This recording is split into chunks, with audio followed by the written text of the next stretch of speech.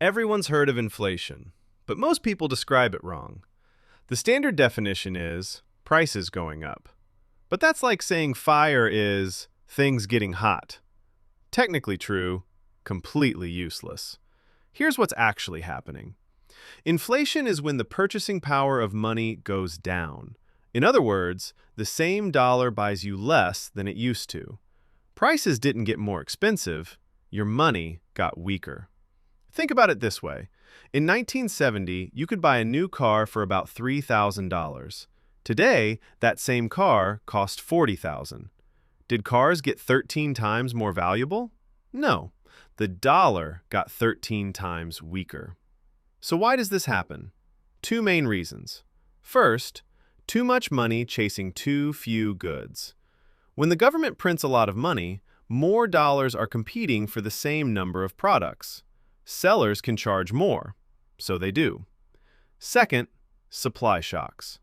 When something disrupts production, a war, a pandemic, a supply chain breakdown, fewer goods exist to buy. Same amount of money, fewer things to spend it on. Prices rise.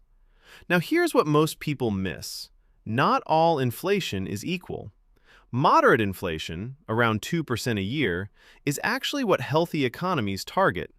It encourages spending and investment. Nobody wants to sit on cash that's slowly losing value, so money keeps moving.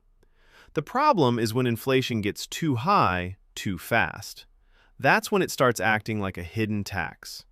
Your salary stays the same. Your rent, groceries, and gas don't. The people who get hurt most by high inflation? Anyone on a fixed income. Retirees. Workers whose wages haven't caught up. People with savings sitting in a low-interest account. The people who do okay? Anyone who owns assets, real estate, stocks, businesses. Things that tend to rise with inflation. That's the part nobody talks about. Inflation isn't just an economics concept.